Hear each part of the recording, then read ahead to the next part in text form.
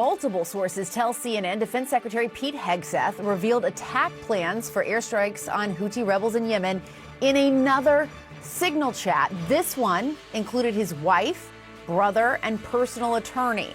Now, this second signal chat is in addition to the one Hegseth used to communicate about military plans with cabinet officials last month that is now under investigation by the Defense Department's acting inspector general. I want to go straight to CNN's Kevin Liptak, who is at the White House for more on this. Kevin, what are we learning about this? Yeah, and if this all sounds sort of reminiscent of that scandal that engulfed the administration about a month ago, it should, because the Secretary of Defense, we are now learning, shared very similar details about the U.S. attack plans on the Houthi rebels in Yemen on a second signal group. And we understand that this included things like takeoff times for some of those fighter jets as they were preparing to strike those targets in Yemen. The big difference here is who comprised each of these signal groups, because remember that first time around, that group was created by the National Security Advisor Mike Waltz. It was intended to coordinate this attack with members of the cabinet officials who were in top national security positions in the administration, and he inadvertently included the journalist Jeffrey Goldberg. This new signal group that we are just learning about this evening included some members of Pete Hegseth's inner circle who are, it's not clear what reason they would have to have this information about the strikes that the U.S. was planning to carry out. It included his brother and his personal attorney. They both work at the Pentagon. It's not clear whether they have security clearances.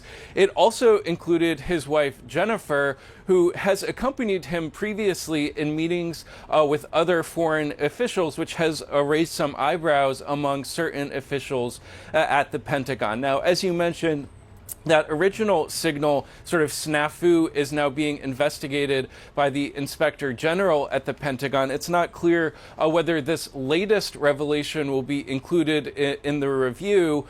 The Pentagon officially has not commented on these latest revelations, which I should note were first reported by the New York Times. But this does punctuate a period of chaos inside the Pentagon and inside the inner circle of Pete Hegseth.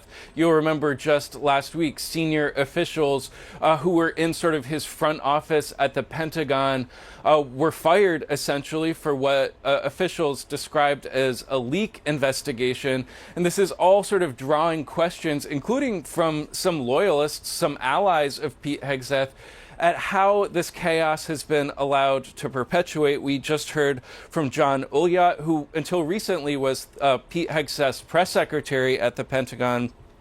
He says that it's been a month of total chaos at the Pentagon, from leaks of sensitive operational plans to mass firings. The dysfunction is now a major distraction for the president, who deserves better from his senior leadership. Oya goes on to say even strong backers of the secretary, like me, must admit the last month has been a full-blown meltdown at the Pentagon, and it's becoming a real problem for the administration. Part of the problem, of course, is that this is not sort of a quiet period for national security. You have Pete Hegseth making sort of preparations on the president's command, these designs on the Panama Canal. He was just there visiting earlier this month. You also have this buildup of U.S. assets in the Middle East in preparation for a potential Israeli strike on Iran. You also have tensions in Asia. So this is a fraught period for the Pentagon to be undergoing, this period of chaos. And certainly, I think now you'll hear from officials who are questioning whether Pete Hegseth is sort of the man for the job at this very fraught moment. I should also note that when those original war plans, attack plans were shared in the signal group, the administration and the White House and President Trump denied that there was anything classified contained in that information. Of course, that drew a lot of skepticism from almost every national security analyst that we talked to, Jessica. Yeah. All right, Kevin Liptak with the breaking news there at the White House. Thank you so much. And joining us now to talk more about this, CNN senior military analyst and retired U.S. Air Force Colonel Cedric Leighton. Also with us, former Pentagon Deputy Press Secretary Sabrina Singh. Sabrina, I want to start first with you. let's zoom out for a second. I want to get your thoughts just as you're hearing all of this information, this idea that there was a second Signal chat where he was sharing this information about these strikes with people like his wife, his brother, his personal attorney, who don't have security clearances. What are you thinking as someone who stood at that podium at the Pentagon and knows how this information is typically handled? I mean, it's truly shocking. I think when I saw this reporting coming out from the New York Times at first, there was no question there were going to be more Signal threads. Who started them? This one in particular was started by Pete Hegseth. And for him to add, his wife, his brother, his personal attorney, people that don't need access or need to know about classified information about operations involving the Houthis in any way. I mean, this is something that we would never do under a previous administration. And on top of that, putting these classified details into a commercial texting app like Signal, again, that puts our fighter pilots at risk. That was something that, certainly concerned me deeply when these texts were first exposed just a month ago. It's that same concern. It's putting the operation, those fighter pilots who are in the air about to conduct this operation at risk with people that don't need to know this information. And Cedric, I want to go off what Sabrina's saying there from the military perspective. Again, just the potential for danger for our men and women in uniform. What kind of potential for danger is there if this information were to get leaked or get into the wrong hands? Again, this is an encrypted app, but it is not a secure line. And in fact, his advisors had warned him that it wasn't a secure place to be sharing information like this. Yeah, that's right, Jessica. And Sabrina's exactly right. First of all, we look at fighter pilots and all of the effort that goes into planning air operations of this type.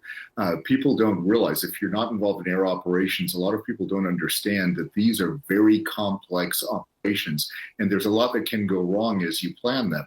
And one of the key things is when you actually plan these operations and you have specific things like time over target, the type of ordnance that's going to be dropped, the type of targets that you're going after, the exact target that you're going after, all of those kinds of things are absolutely essential elements of information.